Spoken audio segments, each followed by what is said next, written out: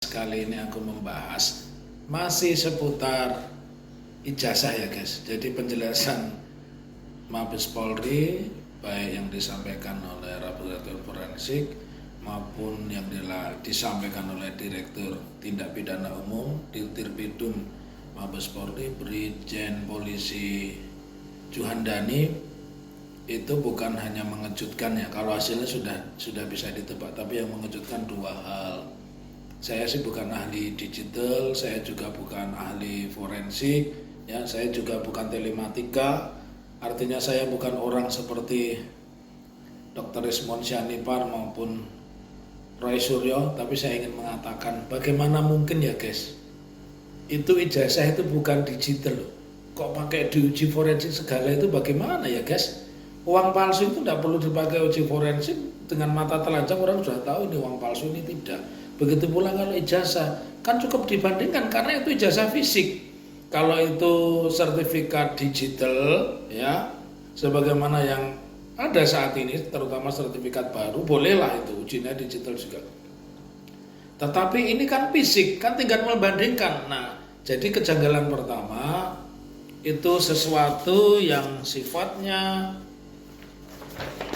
fisik ya guys ya, tapi diujinya pakai digital. Maka jadi pertanyaan, apakah ijazahnya ini ijazah yang ada di Twitter atau ijazah yang berkembang di ruang-ruang masyarakat, di TikTok, di YouTube dan sebagainya, ataukah itu ya? Tapi kalau saya sebagai akademisi, karena ijazah itu barang fisik ya diujinya dengan cara fisik, dibandingkan saja begitu. Dan yang pasti itu harus ditampilkan di publik, ini loh ijazahnya. Jadi ini ijazahnya Pak Jokowi, ini ijazah ABCD yang sama-sama alumni Fakultas Kehutanan UGM ya. Lalu yang kedua guys, kan makin kentara kebohongannya ya. Jelas di situ disebutkan bahwa Pak Kasmujo itu pada saat itu asisten dosen, tapi 2017 sudah dibangga-banggakan sebagai pembimbing dosping skripsi yang galak, dan kemudian dicabut kembali pernyataannya. Anda mau percaya yang mana? Kalau saya percaya bohong itu ya. Jadi Pak Kasmujo itu benar, Pak Kasmujo jujur, dan ketika ini berisiko hukum, Pak Kasmujo kan tidak mau mengambil alih ya, mengambil risiko gitu ya. Jadi yang kedua, jelas itu pernyataan itu bohong dan itu sudah tindak pidana. Sudah tindak pidana melanggar Undang-Undang ITE pasal 28 ayat 1 ya. Dendanya adalah 1 miliar dan hukuman pidananya 6 tahun karena itu menyebar informasi palsu. Ya sudah dibantah sendiri, sudah dibuktikan sendiri, jadi tidak perlu pembuktian. Kemudian yang ketiga ya guys, ini yang saya sangat sesalkan. Tidak semua anggota Polri itu jelek, tetapi dengan pernyataan Brigjen Polisi Juhandani yang teman seangkatan Pak Sigit Suryo Prabowo ya, Sigit Listio Prabowo, karena ada nama lain Jenderal Suryo Prabowo, tapi ini Jenderal Polisi Sigit Listio Prabowo itu teman seangkatan dari Juhandani.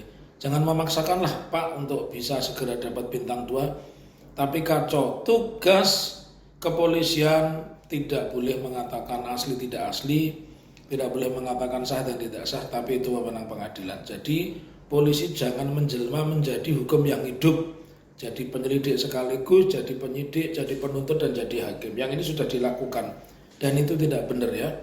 Sebagai orang yang setiap hari mengkaji peraturan, setiap hari baca buku-buku apa yang dilakukan oleh Pak Juhandani, yang seolah mengambil alih peran pengadilan dan seolah ingin skenario ini selesai di Mabes Polri. Saya yakin ini di balik ini adalah ada orang-orang yang bukan hukum yang menginginkan supaya seolah-olah kalau sudah ada pernyataan dari Laboratorium Forensik Mabes Polri itu perkara perdananya berhenti dan perkara pidana yang lain berhenti, terus kemudian orang-orang tidak setuju dan tersangka. No, bukan begitu. Sebab apa? Isu ijazah palsu ini sudah menjadi konsumsi publik. Sudah lama, bukan baru hari ini. Karena itu luruskanlah dengan cara yang benar. Yang pertama, Mabes Polri bukanlah lembaga pengacara yang membela seseorang ya. Kemudian yang kedua, uji forensik Mabes Polri terhadap ijazah itu janggal, karena itu tidak perlu uji forensik, cukup dibandingkan dengan mereka yang memiliki ijazah dan lulus yang sama. Kemudian yang ketiga, tidak ada alasan bahwa setelah diumumkan ijazah itu dinyatakan asli maka semua perkara berhenti, karena wilayah perdata dan pidana tentu berbeda. Salam akal waras, tetaplah menjadi orang baik, orang yang cinta pada kebenaran, orang yang cinta pada kebaikan. Merdeka.